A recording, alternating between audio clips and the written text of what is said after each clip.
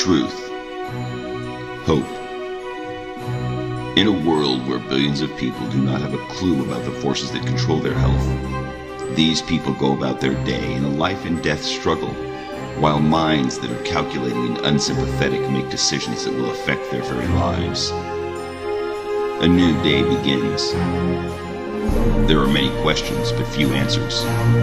But still there's hope. This is the big secret. Each year, millions of people die in the United States from chronic diseases, yet many of these deaths are preventable. Sure, we all know that smoking is bad for your health. As a matter of fact, it's probably no surprise that nearly 500,000 people die each year in the United States from smoking-related causes. That's 1 in every 5 deaths in the US. But what if I told you that you might be at an even greater risk of death? According to the Center for Disease Control, half of all adults in the United States have a chronic health condition. These are startling statistics, yet people go about their lives unaware of the things that affect their health. There are those who try to manipulate and influence factors that have a direct impact on your health. For these people, corporate profits are more important than your well-being. Have you ever wondered about the startling rise in chronic diseases over the past 20 years? We've all heard people say, "You used to not hear about all the diseases we have today." Were they here all along and we're just getting better at diagnosing them? Or are more people developing chronic conditions like cancer, diabetes, heart disease, and stroke? In this documentary, we will take a look at several important events in history and note an interesting correlation in the rise of certain diseases. In some cases, we will provide a little background to make the information more meaningful. There is a lot of information and a lot of misinformation on most of what we're going to cover. Trust me, we will only scratch the surface on some of these issues. So why did we create this documentary? Our goal is to challenge the status quo and to start a conversation about healthcare and nutrition in the United States. You may be surprised by some of the information presented, but I encourage you to do your own research and to talk to others who do not have a financial interest in your well-being. Let's get started.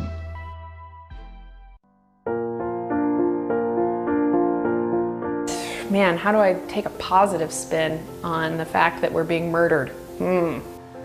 I know this is depressing, but it's also very important. I know, and it is. It's really depressing, but people need to know this stuff. You know, I grew up, I was never interested in nutrition. I didn't know anything about it. You know, I ate McDonald's all the time and microwave meals, and I mean, I had no idea. You know, I didn't care at all about nutrition. And I was in college. I was probably sitting there drinking a Coke and eating Cheez-Its, and I was taking a cell biology class. And so we're like learning about the cell and DNA replication, and I mean, it's just like fascinating. And the professor, as he's explaining all this stuff, I'm doing all this research, I had this little like aha moment or whatever about nutrition and processed foods, and I ended up writing my senior thesis paper, was on that topic. And so I was basically theorizing, you know, and I've talked about trans fats, I talked about partially hydrogenated oils. I talked about the lack of minerals in the soil depletion. I mean, I talked about all these different things. And at the time, it was my thesis. It was all theory. It was all like I was doing this research and kind of coming up with these ideas and saying that there's a link between processed foods and chronic disease. And it was just really neat after I graduated seeing all of these things that I talked about in that paper start coming into the mainstream. And they're talking about trans fats, and they're talking, you know, all of this stuff that I had researched, high fructose corn syrup, was all becoming more widely accepted. And now, you know, 10 years later, there's people all over the United States and really all over the world, like you said, all kind of saying the same things. Even though we've never talked to each other, but we're all just kind of coming to the same conclusions.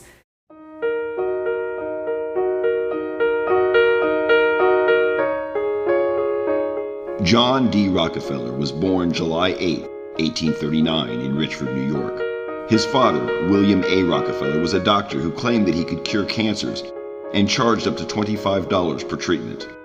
He was gone for months at a time and would return to his family with substantial sums of cash. In 1865, at the age of 24, Rockefeller bought an existing oil company and gained complete control of the business. Rockefeller was convinced that oil would soon be very profitable.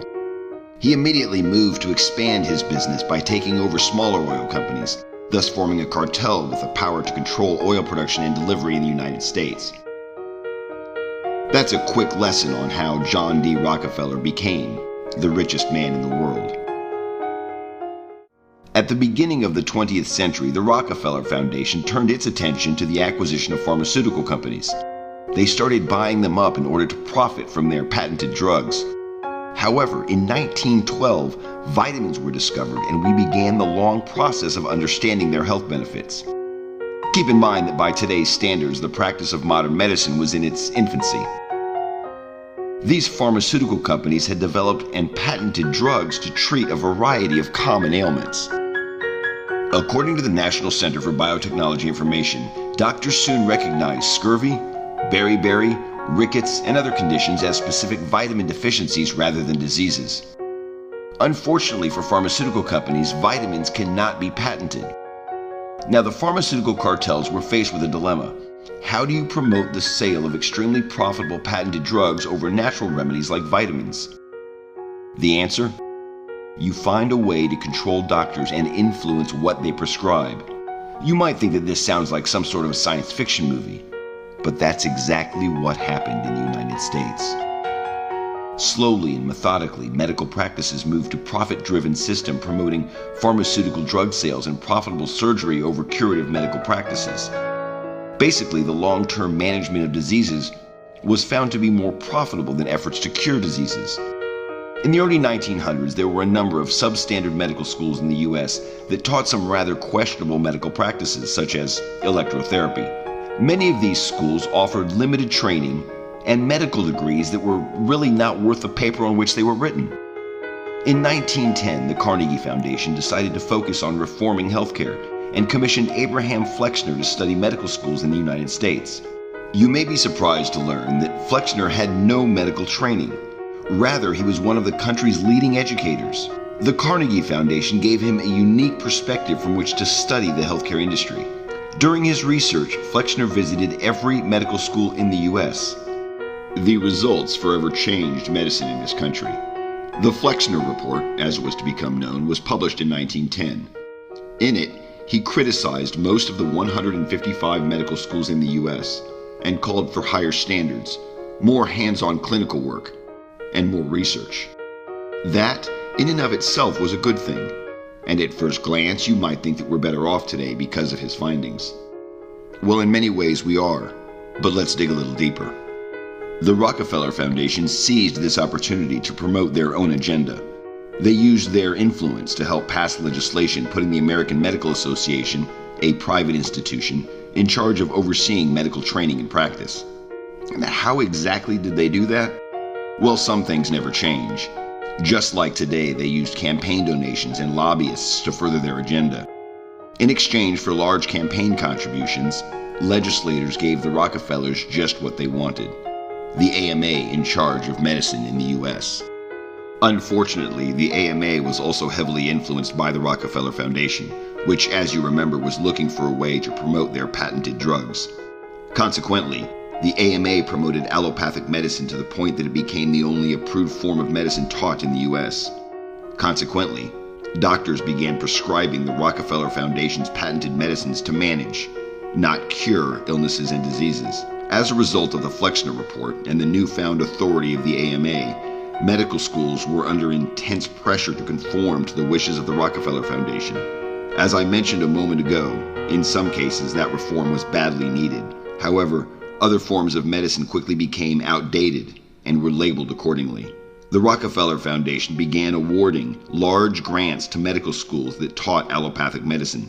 Schools that still embraced alternative forms of medicine could not compete financially and were forced to close. In the end, half of the medical schools in the U.S. were closed. You're listening to The Corbett Report. CorbettReport.com.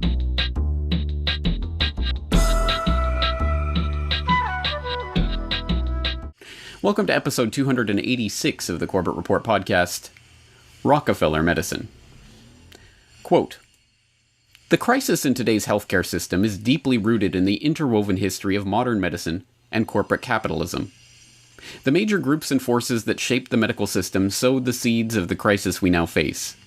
The medical profession and other medical interest groups each tried to make medicine serve their own narrow economic and social interests.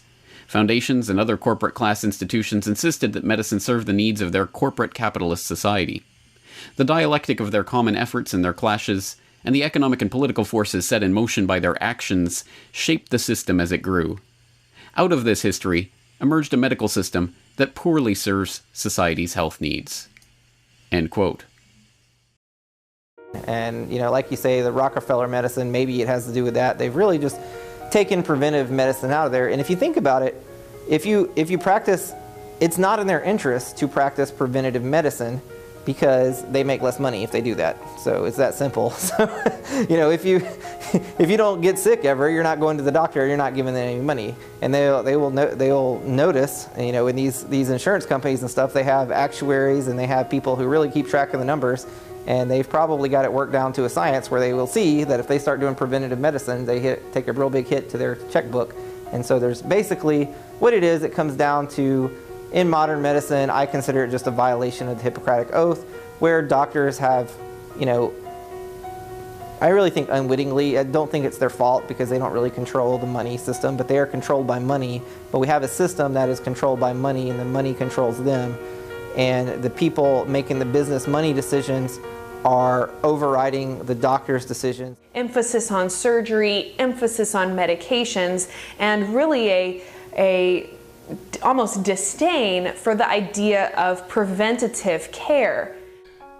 What it all boils down to, quite frankly, is that we are victims of a Machiavellian medical monopoly. We don't have a free medical marketplace. We haven't had a free medical marketplace since the early 1900s, and, absolute power corrupts absolutely. Quite frankly, if you're not angry, you're simply not paying attention, or you're not educated with the proper information, and that's really not your fault because that's the result of a monopoly, right? Inside of a monopoly, you are spoon-fed what the powers that be want you to know, which is often very different than the actual truth of the matter. It's because we have a system of medicine that is fundamentally stupid. Consider how the system works. First, we do nothing to prevent disease. We wait for people to get sick. Once they are sick, instead of curing their disease, we suppress the symptoms by prescribing toxic chemicals and doing surgery. Then the toxicity of the chemicals makes the patient even sicker, creating entirely new diseases. And then finally, to hide the fact that the patient is now sicker than when they started, we don't call these new problems diseases, we call them side effects. If you've been listening to my lectures for last year, you know that my passion is our kids. And experts tell us that our children are going to be the first generation of Americans that do not live as long as their parents. This is a catastrophic prediction of biblical proportions. We're talking about the Great Flood. We're talking about all of Egypt's firstborn dying because Pharaoh refused to release the Hebrew slaves. Can you imagine everybody in this room burying their children? This tells us how terribly the medical profession has failed us.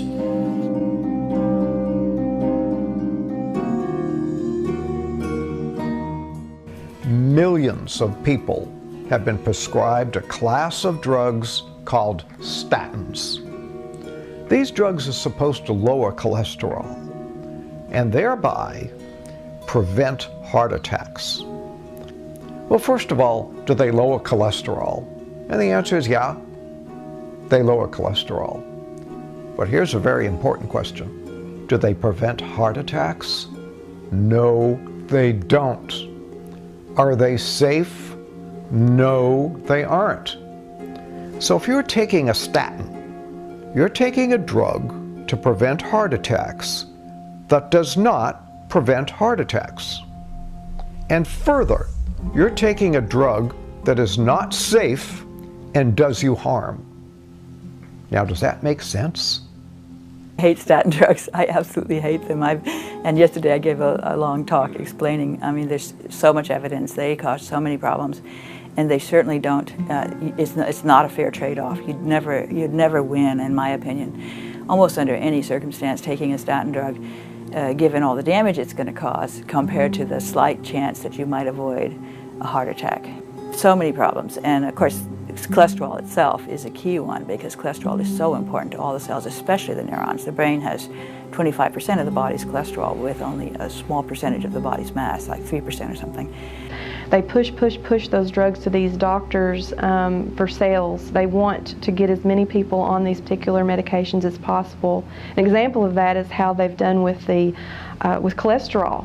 How used to a healthy cholesterol was one level, and it was, as long as you were that level, it was perfectly fine. Well, they kept lowering the standard, lowering the, oh, well, if your cholesterol is that, then, oh, you need a statin. We've been convinced by about 35, 36 years of pharmaceutical profiteering that cholesterol is the Antichrist and that statin drugs are a savior, when, quite frankly, just the reverse is true.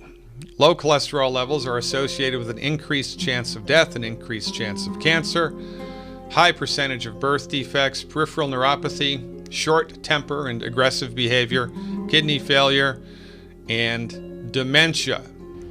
Let's take a look at this. Alzheimer's was virtually non-existent until right around 1940, and then it started to show up, and then after 1980, man, it skyrocketed. It rose from obscurity to become the 6th, 5th, or 4th leading cause of death, depending on how you crunch the numbers, currently in 2016. And man, it has skyrocketed. But then let's look at something very fundamental. What is the point of paying attention to cholesterol? The point is said to be prevention of heart attack and stroke, isn't it? Mm-hmm. All right. Do you know what will cut your risk, my risk, her risk, everybody's risk of heart attack and stroke by 75 to 80%? And you don't have to swallow a thing? Do you know what that might be? It's called donating blood. There is research on that from the 1990s, late 1990s. Whole bunch of guys, followed for an average of 8 years each. The guys who donated blood once or twice a year had 75% less heart attack and stroke during that time.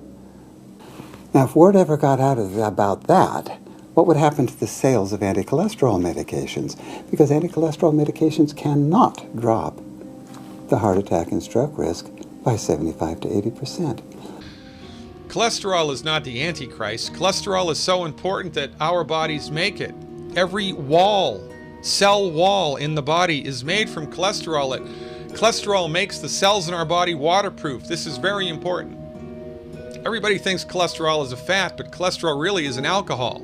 But it doesn't really perform like most alcohols do. It's a little different. Cholesterol is extremely important for your health. All of your sex hormones are made from cholesterol. They're made from it. You don't have enough cholesterol, you don't have enough sex hormone. So guess what also has been a fallout of fat-free diets and statin drugs? Not only does your brain dry up and you get Alzheimer's disease, but your sex hormones dry up. So guess what? Erectile dysfunction. Women get hot flushes now for 5 years instead of 3 months like their grandparents did. Why? Because you have a bad gene? No, because you don't have enough cholesterol. They tell you take this statin drug and go home and exercise every day, and that's a really bad combination. And in fact, papers have shown that exercise is of no benefit if you're taking a statin drug. But if you aren't taking a statin drug, then the exercise is good for you, you know? So it basically derails your opportunity to improve yourself through these other things that are known to be beneficial. They're no longer beneficial because of the statin. How many of you heard of Alzheimer's disease? It's a physician-caused disease. Mark my words, in the next 2 years, maybe even next week, it'll pop up in the newspaper. There's more than enough information to prove that it's a physician-caused disease. Alzheimer's disease is a disease that did not occur, even by another name, 40 years ago. It only became recognized as a disease in 1979 25 years ago. Today, it's the number 4 killer of adults over the age of 65. If you listen to your doctor and you give up eggs and eat egg beaters, if you give up butter and eat margarine, if you rip the chicken skin off your chicken before you eat it, you eat tofu instead of red meat, the odds are you're going to get what? Alzheimer's disease. It fascinates me that they've been able to do this incredible sales, tactic to convince all the doctors and all the patients that, oh my God, I have to take this drug. And when you look, you look at statistical, I'm always looking at correlations. Fascinatingly enough, if you look at the correlation over time from hospital discharge data that are maintained by the US CDC over time of high cholesterol or high LDL, LDL's going up exactly in step with glyphosate usage on corn and soy crops. So I think glyphosate is causing our problem that we have now with too much cholesterol in our blood. And it's not going up. If you look at heart attack, it's completely unrelated. It's like doing something completely different from what the cholesterol's doing. So here they say, oh yeah, high cholesterol correlated, heart attack. It's not true. The high cholesterol is not correlated with a heart attack. But in this country, what's kind of taken over the news media? What's taken over the pharmacology media? What's taken over your doctor's office? We hear it every day, 15 times a day if you watch television. Statin, cholesterol, get your cholesterol down. I mean, the commercials regarding statins and cholesterol are almost as bad as the ones regarding erectile dysfunction. So the cholesterol-centric idea of reducing heart disease is really misleading. And I'll show you some data in a few minutes that if you look at your cholesterol level and you treat it with a statin, 50 to 75% of you still have a heart attack. So we have reached a limit in our ability to reduce cardiovascular disease based on our present medical treatments. We are a pharmacologically driven country. We are not a preventative medicine country. 1 in every 3 deaths in this country is a cardiovascular death. So it's 2,200 deaths per day just from heart disease and stroke. And we can reduce that, if we did the right things, to 70 to 80% less. And I can say this now with some degree of authority that the methodologies, the traditional care, the treatments, and even some of the surgeries that we've been doing for the last 25 to 30 years in cardiovascular disease are misdirected. They're obsolete and they're very limited in their scope. Alzheimer's disease has long been believed to be irreversible, but that might finally be about to change, thanks to the work of Dr. Dale Bredesen, whose patients showed subjective memory improvement within 3 to 6 months of treatment. Dr. Bredesen believes that Alzheimer's disease is caused by numerous factors. Okay, so this is a very exciting time because we're witnessing the first reversals of cognitive decline in early Alzheimer's disease and pre-Alzheimer's conditions like MCI and SCI. So this is an exciting time where we're able to do things that we weren't able to do before. And one of the things that we suggest to people is because when you look at what actually drives Alzheimer's disease at the molecular level, what you find is that there are dozens of contributors. And so we usually tell people, imagine you have a roof with 36 holes in it. You're not going to just cover one hole, you're going to cover as many as you can to get the best result. So if you wanted to go out and give yourself Alzheimer's disease, then you can actually produce the biochemistry of Alzheimer's disease relatively quickly. So you would go out and you would do everything wrong. You would eat a lot of trans fats, you would eat a lot of sugar, you would not take in a lot of fiber, for example. You would stay up all night, you would not get much sleep, you would have a tremendous amount of stress. You would get a chronic inflammation, so many ways to do that. Expose yourself to various organisms or eating sugar, trans fats, these sorts of things. You wouldn't want to eat vegetables and things that actually were rich with antioxidants. So all of those things would help you to drive your own biochemistry toward the biochemistry that's associated with high risk for Alzheimer's disease. And on the other hand, if you wanted to prevent that, you basically run that in reverse. Medical historians in the future will look back on us and wonder how such an advanced society could perpetuate such a colossal blunder. This blunder persists because conventional medicine misunderstands the fundamental laws of biology. Modern industrial medicine treats disease with medication or surgery. When it comes to emergency interventions, this actually works. And we have the best medicine in the world, truly the best medicine in the world when it comes to trauma care and emergency care. When someone comes into the emergency room with a severed leg, conventional medicine treats the problem with incredible efficiency.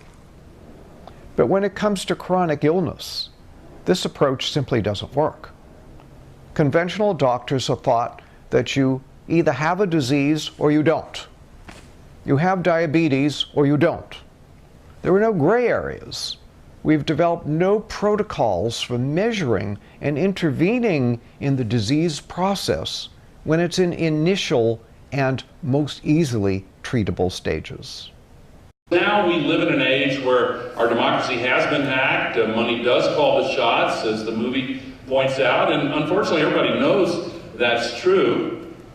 There is hope for changing that. There is an opportunity, particularly in the age of social media, to organize in the same ways that so many did during the generation of America's founders, to use truth, to use logic, to use a clear expression of what the real public interest is, to overcome the special interests that are trying to stop what's good for the public interest.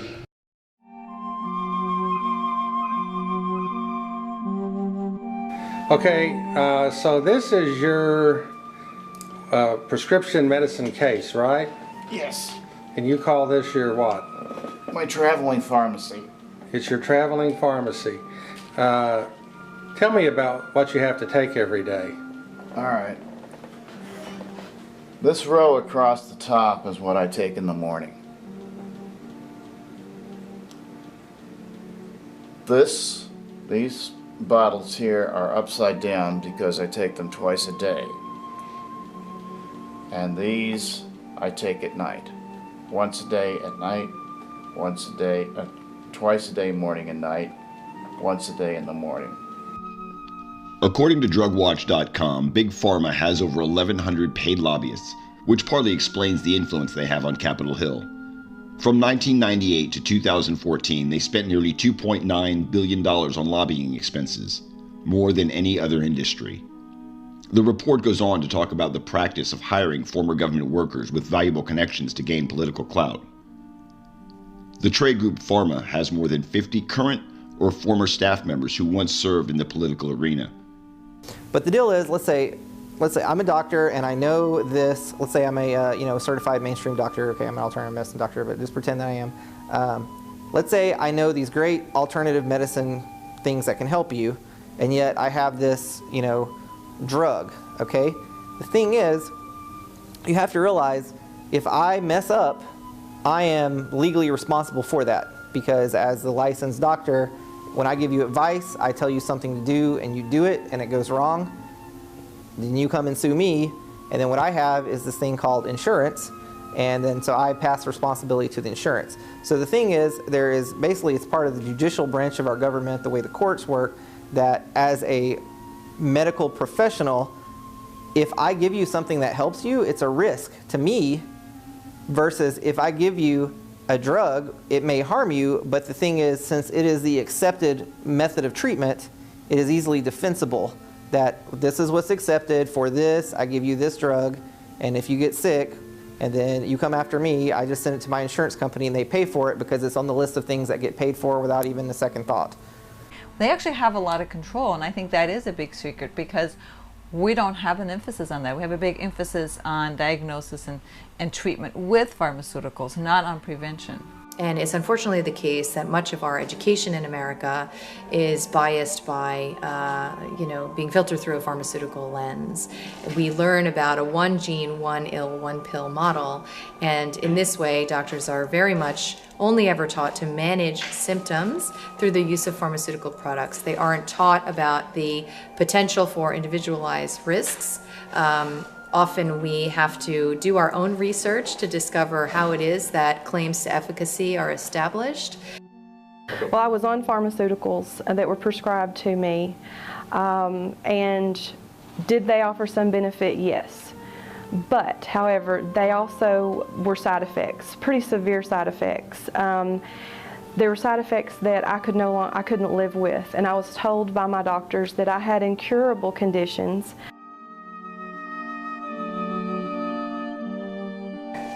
So, they looked at 38 positive trials, and of the 38 positive trials, 37 of them were published. Of the 37 negative trials, only 3 of them were published, 22 of them were unpublished, so really in a locked file drawer, and 11 of them were published as positive data, also often referred to as data dredging or statistical manipulation for a specific outcome that is in service to industry interests. So this is one of the ways that we can be left with the impression that there is efficacy when in fact, in this case, there were equal numbers of negative and positive studies, and we were only really exposed to the positive ones. To my best understanding, there is an unlimited number of trials that can be conducted before the 2 trials are selected. So in many ways, that's like tossing a coin until you get heads as many times as you want. And when I started on the natural path, the holistic path to health, it made a world of difference, and there is no comparison. There's absolutely no comparison. So I think doctors are very well-meaning people, and I think that the tools that they're offered are extremely limited, and they are in no way able, in a 10-minute visit, to meet the complexity of the modern patient, right? So doctors can only tell patients what it is that they've been taught. I think for a number of years now, we've been a pill-pushing society where there's drug companies who have developed pills for just about everything, just about every condition or disease that we know of. And I think the public needs to demand that there's other treatments, there's other modalities that we can use to treat disease. And the reason for that is because we have pharmaceutical drugs for certain diseases. So you have a system that's focused on identifying the disease so that then you can prescribe a medication. But there's many patients that present with dysfunctions without yet having a disease, and there's basically not much that you can do within the traditional healthcare system because you're looking for what pharmaceutical can I do to suppress these symptoms, not to understand it, not to try and figure out how is it intertwined to all the symptoms that a patient has, or the physical exam that you see, or the symptoms you see on physical exam. It's more of, do you or don't you have this disease, and can I give you a pill for it?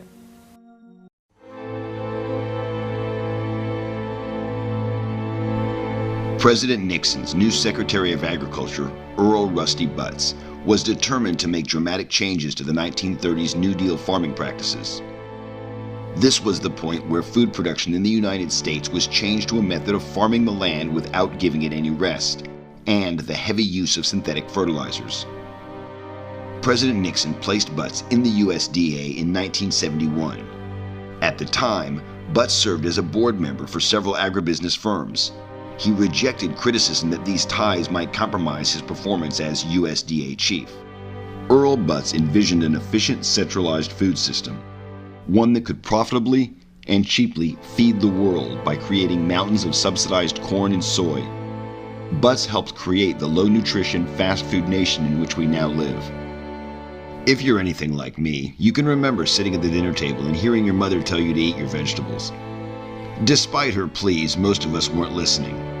NBC News reports that 87% of us do not eat enough vegetables. We're only slightly better at eating fruit. The same report says that only 14% of us eat the recommended amount of fruit each day. But what about the fruit and vegetables that we do eat? A landmark study by Donald Davis and his team of researchers from the University of Texas at Austin's Department of Chemistry and Biochemistry, which was published in December of 2004 in the Journal of the American College of Nutrition. They studied U.S. Department of Agricultural nutritional data from both 1950 and 1999 for 43 different vegetables and fruits, and found reliable declines in the amount of protein, calcium, phosphorus, iron, vitamin B2, and vitamin C over the past half-century. Davis and his colleagues placed the blame on the agricultural practices designed to improve the size, growth rate, and pest resistance of the plants that we eat. Minerals are 66% of your body's nutrient needs. Calcium, sulfur, zinc, magnesium, minerals, right? Only thing about minerals is animals cannot make minerals. Plants cannot make minerals. If plants could make minerals, we could bioengineer lettuce to make gold. We'd all be rich.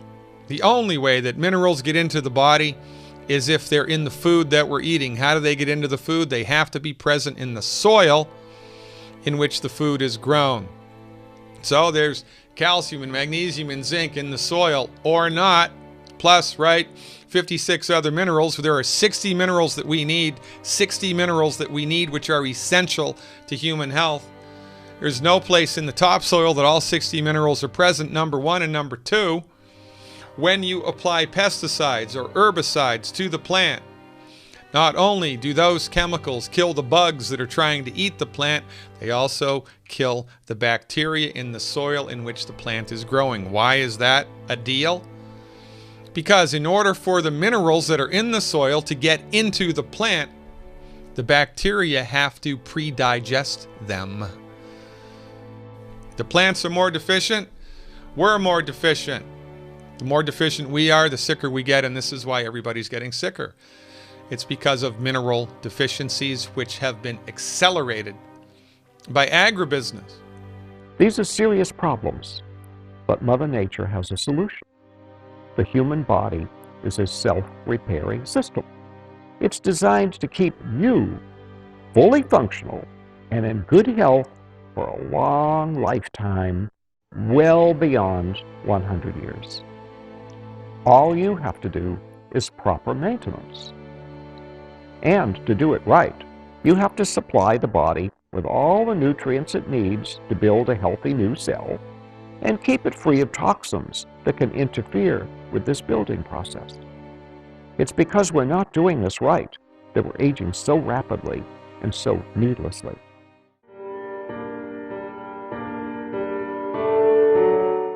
We are being killed, and nobody goes to jail. This, according to the United States Department of Agriculture and the National Institutes of Health. When you spray the herbicide glyphosate onto genetically modified corn and genetically modified soy, and you feed that to human beings, and then you plot on a graph the incidence of illness relative to the use of genetically modified corn, genetically modified soy sprayed with glyphosate, what you see is a dramatic increase in liver cancer, bile duct cancer, kidney cancer, bladder cancer, thyroid cancer, death from high blood pressure, and death from stroke. I remember when Roundup was invented, it was the greatest thing ever because it killed everything. And then they figured out how they could make plants that the Roundup didn't kill, but it killed everything else.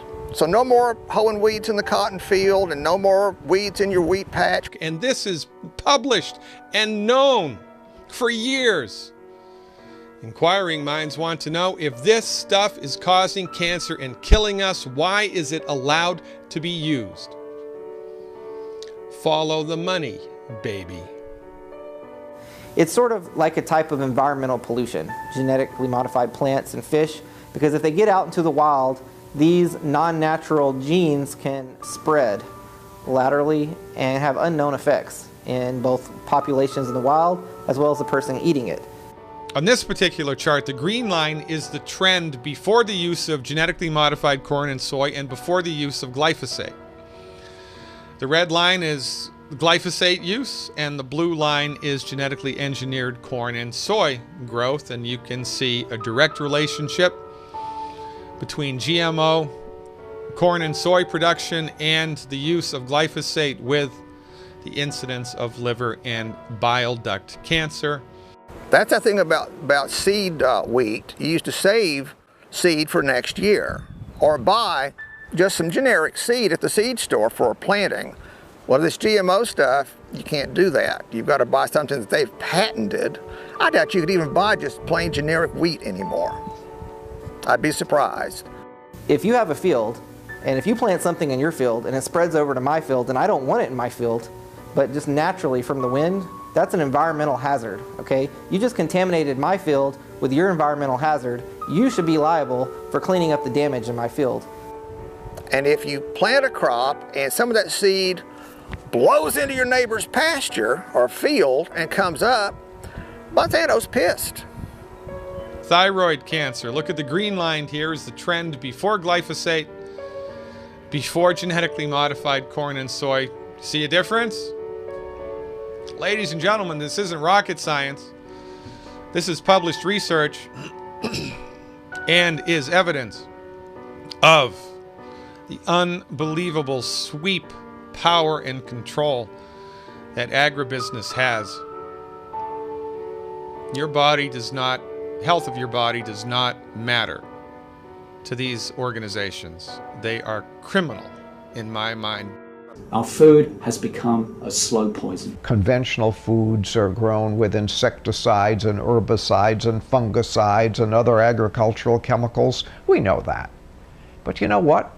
There's a lot of other chemicals we have to be concerned about too. We are now exposed to hundreds of chemicals through our food that 60 years ago we were not exposed to. And the reason is they simply did not exist. Glyphosate basically gets everywhere. Scientists have found it's in the rain, it's in the air, it's in the water that flows in streams.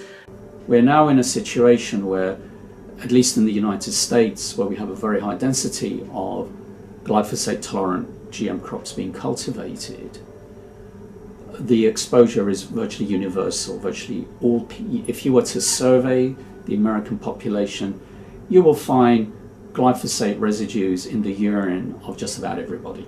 Yeah, glyphosate has been found to be present in many food products in the US, including popular food products that are fed to children, their breakfast cereals, etc. In fact, after spending a week in California on a trip a couple of years ago, I had my urine analyzed, and I had my glyphosate levels went up to what were fairly typical of a US citizen. I wasn't very happy with that, as you can imagine. And it was worrying because the levels of glyphosate that were present in myself and the vast majority of Americans suggested a level of daily intake that the latest work from my laboratory indicate would be damaging to health. Glyphosate is the main component of weed killers like Roundup.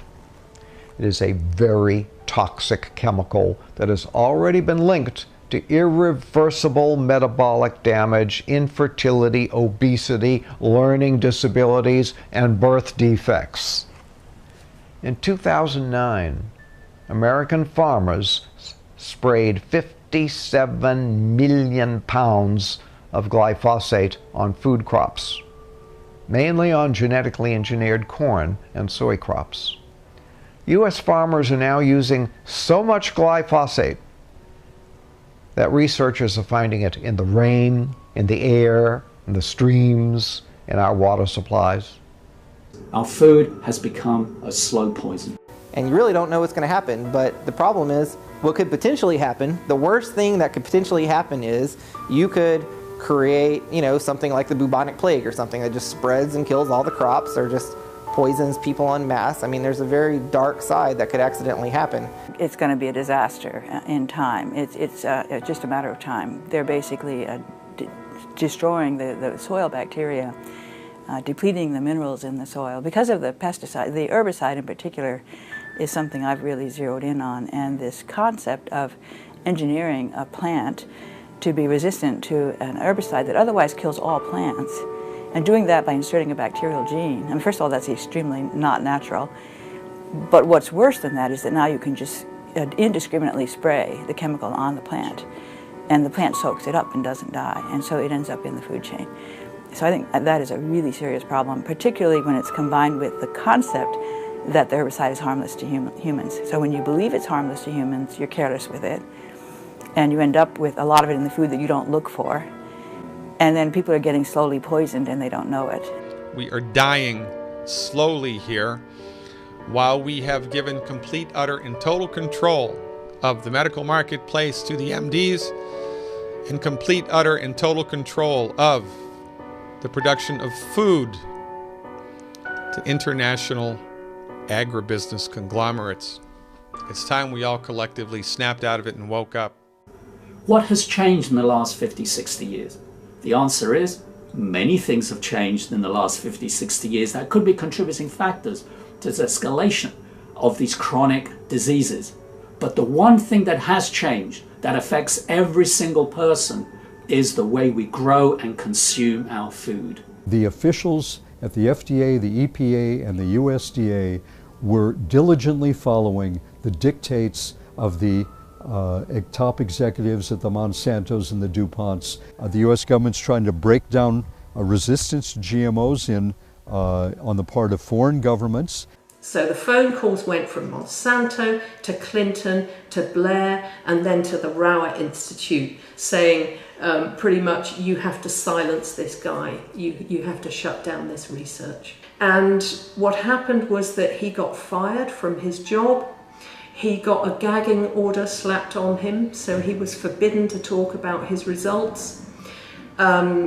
His house was actually burgled so that data was stolen. Almost routinely, if any scientist has the boldness to publish research that demonstrates a problem with genetically engineered food, their research is attacked and they themselves are attacked. And scientists have been sacked, they've lost their job at research institutes, or university scientists have lost their jobs, or even speaking out and voicing concerns about GMOs is very dangerous in the scientific community. Genetically engineered food products have never been tested for safety. So the long-term effects are unknown. The warnings the science has provided demand a thorough investigation into just how much glyphosate human beings and animals can safely ingest. At present, no such investigation has taken place, and most regulatory agencies choose instead to rely on industry studies claiming that glyphosate is safe. This needs to change. The Food and Drug Administration promoted genetically modified foods in spite of the warnings from its scientists.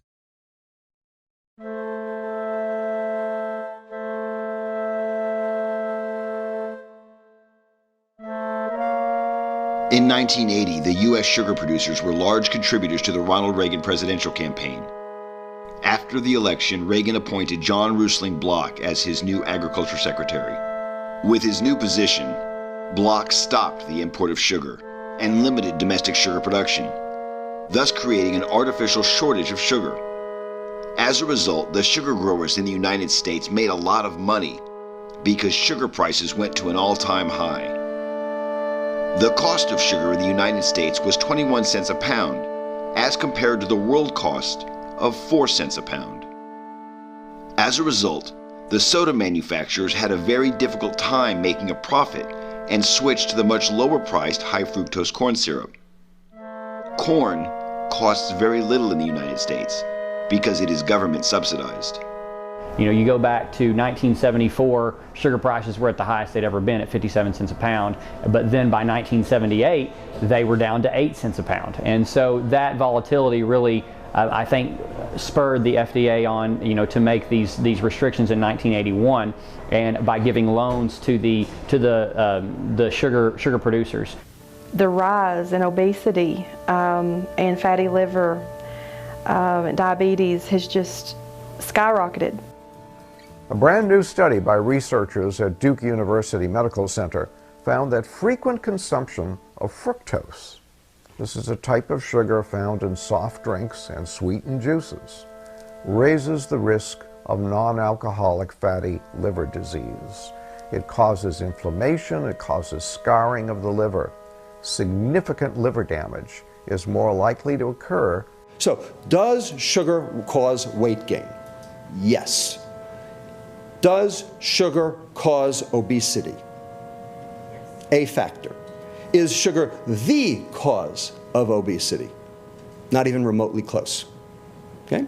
And the problem is, it's not about obesity. Remember, it's about metabolic syndrome. And that's where the money goes. I don't even care about obesity. What I care about is people getting sick, because I'm a doctor. Okay? Here's the problem. But I'm going to show you very quickly that chronic fructose exposure alone promotes the metabolic syndrome. But we don't do anything about that. You would never think about giving your kid a beer, but you don't think twice about giving your kid a Coke, and they do the same thing. Then there is the instance of the Dr. Pepper bottling company in Dublin, Texas. When all soda pop bottling companies in the U.S. moved to high fructose corn syrup in the 1980s, Dublin refused and continued making their product with sugar. Interestingly, as a result, the counties served by Dublin have reduced amounts of fatty liver, obesity, and diabetes as compared to surrounding counties. But I was doing some research, and we are, our county, Erath County, which is the county we're in, and then Comanche County and Hamilton County and some of those other surrounding counties are all below the state average for obesity, for diabetes. We have the data that demonstrates that they knew what they were doing. When we went low fat in the 1970s, the Sugar Association knew what it was doing. In fact, there is a now paper trail of the communications between the Sugar Association and two Harvard School of Public Health scientists to specifically exonerate sugar and finger saturated fat as the culprit for our cardiovascular disease debacle. We now have the data to show that that was completely untrue, that we have actually experienced an increase in obesity, cardiovascular disease, type 2 diabetes, hypertension, lipid problems, cancer, and dementia because of our processed food diet, which we were told was healthy. And they knew back in the 1970s that that was not the case.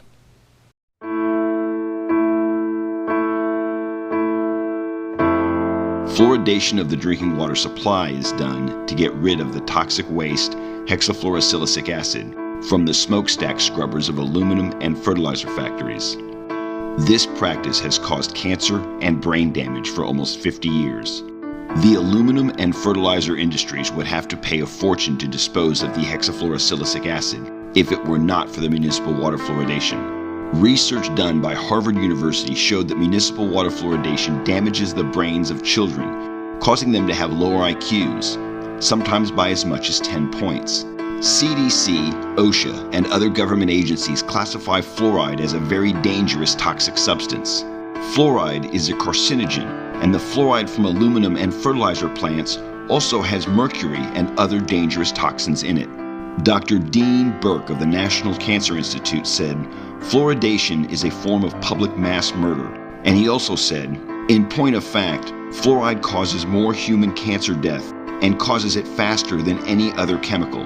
So the honest answer is that the ADA is probably the biggest political machine in the U.S., spends the most money on lobbying, is able to hoodwink most of the organizations and the health organizations in the U.S., including the CDC, the FDA, and the EPA, into allowing water fluoridation.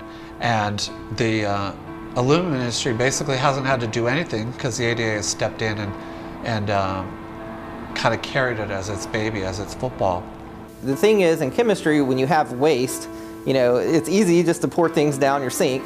That doesn't cost anything, but you have to pay a lot more money to dispose of it as a hazardous chemical. So, you know, a lot of people try to take shortcuts by just dumping their waste right into the water supply. And so that's basically what they're getting away with as far as putting that into the water. And then it's even better if then they can convince municipalities that, hey, this is a good thing, you need fluoride in your water. So fluoride specifically competes with iodine on the physiologic level. So iodine is necessary for the production of thyroid hormone, and this is why theoretically it can be an endocrine disruptor. So fluoride in the water is another prime example, like high fructose corn syrup, right? How the establishment has purposefully hijacked people's health and well-being. Right? Fluoride has been proven scientifically for a long time to be a neurotoxin. Right? It's a freaking neurotoxin.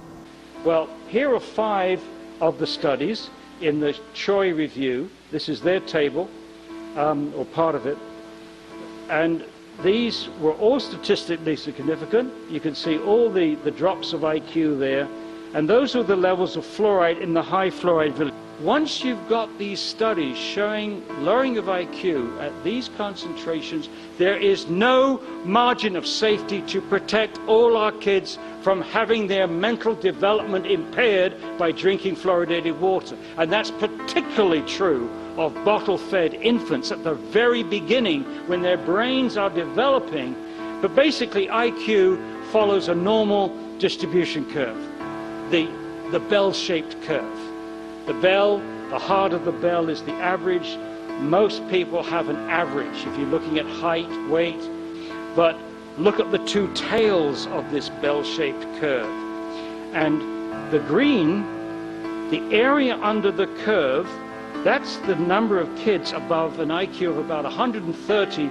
Those kids are very bright or geniuses. Now at this end of the curve, the magenta is that area under the curve is the fraction of the population which is mentally handicapped. Now if you were to shift downwards by 5 IQ points, the average would drop from 100 to 95. But look what this shift does to the two tails.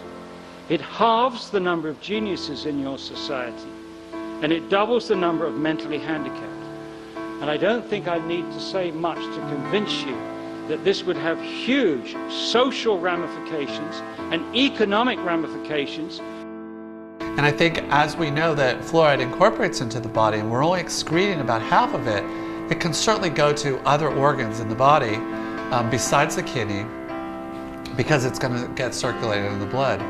Fluoride is a neurotoxin with damaging effects to our brain when it is ingested.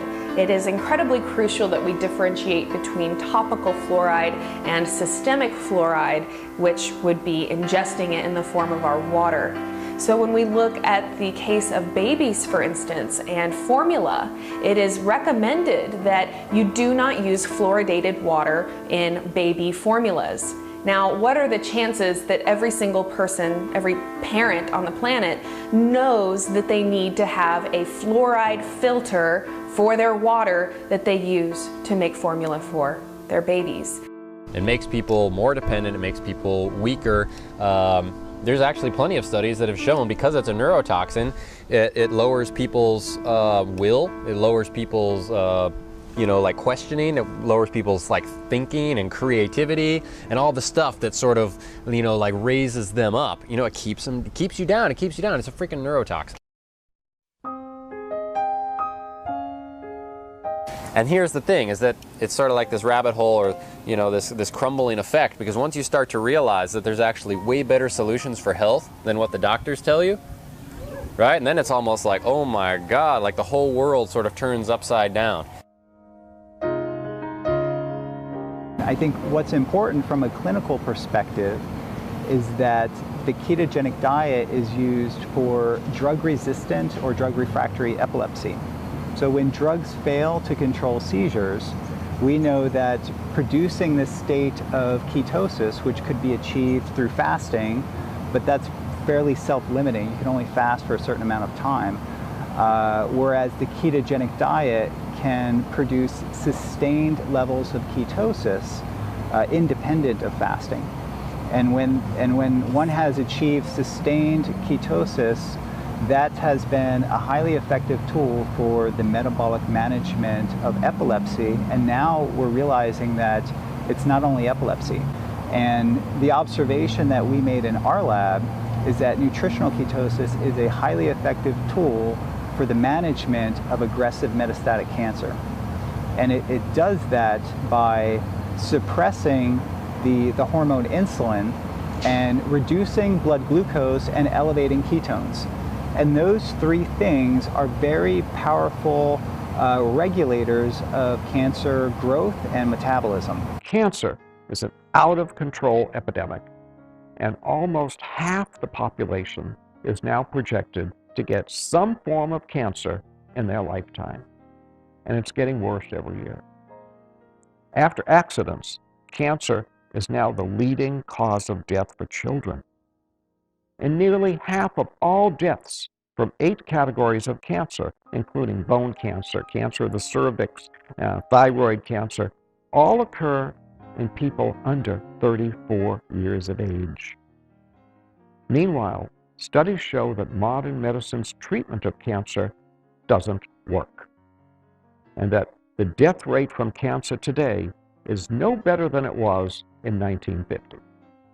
In short, no progress has been made despite hundreds of billions of dollars spent on cancer research. Unfortunately, the cancer industry goes to great lengths to obscure these truths and is generally successful in doing so. Virtually no one needs to suffer from cancer. The knowledge we already have is sufficient to both prevent and reverse cancer. All we need to do is put this knowledge to work. So it's been known for years that cancer cells have accelerated rates of sugar metabolism. They require levels of sugar to sustain their growth and proliferation that are 200 times higher than normal tissues. So the ketogenic diet restricts sugar and glucose availability to cancer cells.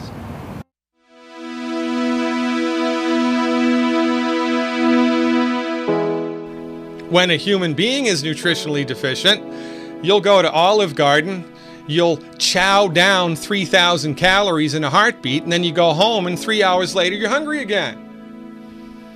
But your medical doctor has a cure for that. They cut your stomach out. Gastric bypass surgery. Or they'll wrap a belt around your stomach and strangle it, make it smaller. Lap band surgery. Oh, that's a good idea. Or they'll give you antidepressants. Remember, pharmaceutical centrists, surgical centrists, therapeutics, the intention of which are not to cure anything. Our experience is when human beings are nutritionally satisfied, you only eat as much food as you need, and then you walk away. So, cribbing in human beings due to nutritional deficiency is, in my opinion, the leading cause of obesity, because you're eating too many calories, because you are nutritionally deficient. And this is the secret to weight loss that not even Oprah knows. Interestingly enough, this same behavior, this drive to fulfill an internal need, we believe is also the leading cause of the abuse of alcohol, street drugs, tobacco. People don't go to these things because they have innate self-destructive tendencies. I'm sure some people do. But most people are driven to those things because they're trying to fulfill a need. They have to do it. They're trying to fulfill a need. What's the need? They don't know. I do. It's nutritional deficiencies, period.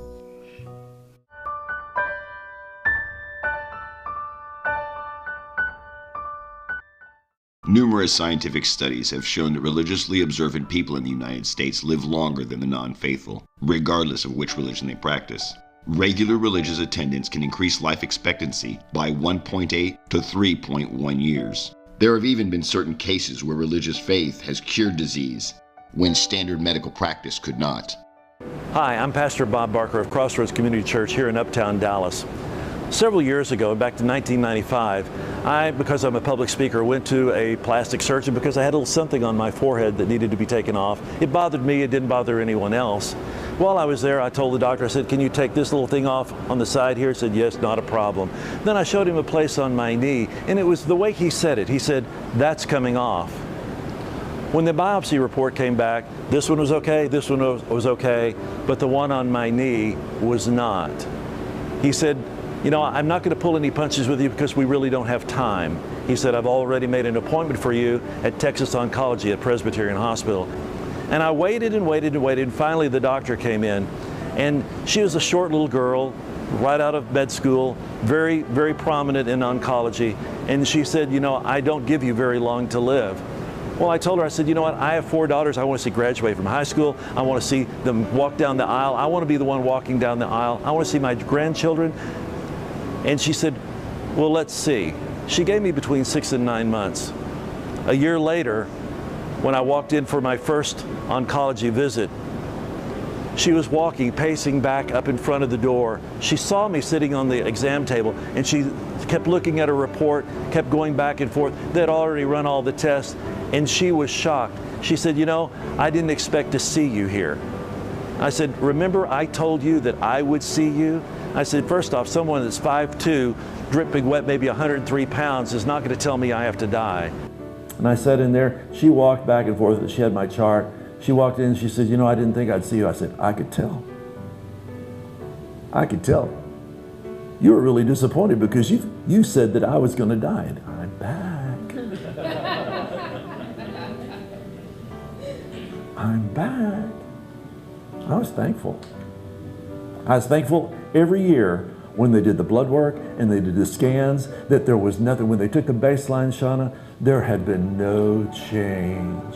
She said, what's wrong? She said, I was messing up her whole thing. I said, I wasn't doing it. I said, but I know somebody that was. And she kept saying, well, I know about that PMA.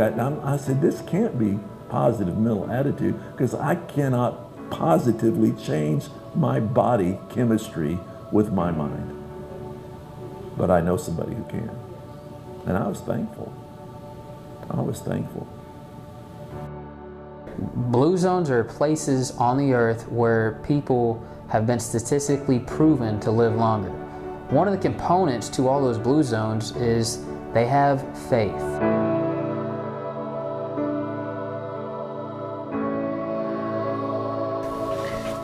So what are the big secrets in medicine? Well, I think one big secret is that most of the chronic diseases that people suffer from are completely preventable.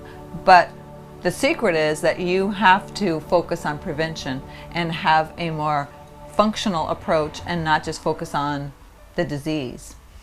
But yet, most of these chronic diseases are totally preventable if patients are educated and they are able to change their lifestyle, their nutrition, the thoughts that they think, the way that stress affects their body. They actually have a lot of control, and I think that is a big secret because we don't have an emphasis on that. We have a big emphasis on diagnosis and treatment with pharmaceuticals, not on prevention. So this is the thing, ladies and gentlemen, from our point of view, all chronic illnesses are curable.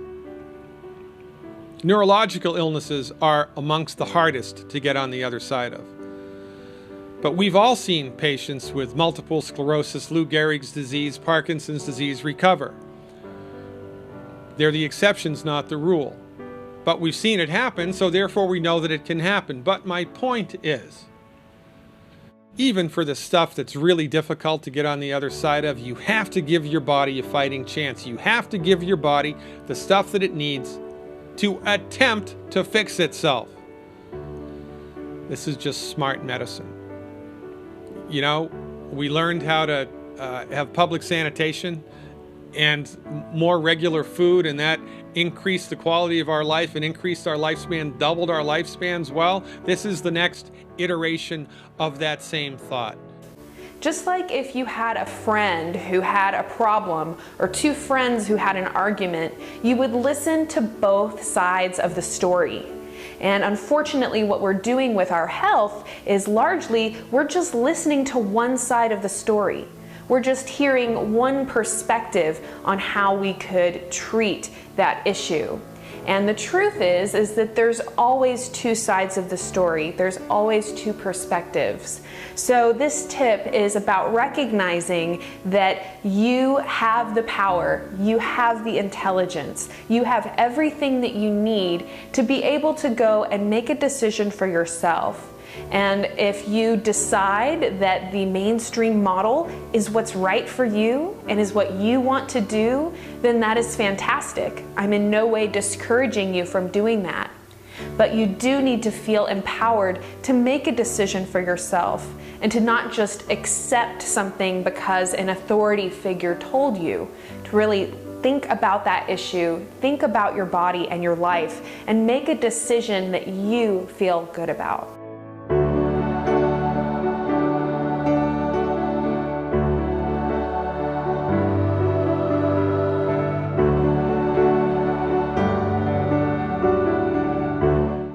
one other question. You don't have to answer it, but like last year, a lot of people died, like Nick Gonzalez, and there's all sorts of speculation. It seems too highly improbable. If you don't want to answer it, you don't have to. I appreciate it. I'm not going.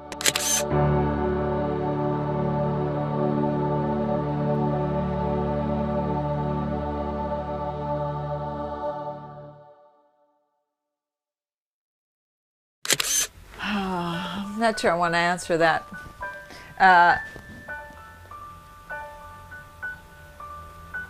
So regarding the recent deaths of many of these integrative physicians, I'm not a conspiracy theorist, but it sure looks suspicious that there's been so many deaths, and they've all been sort of so under such weird, suspicious, whatever you want to call it, circumstances.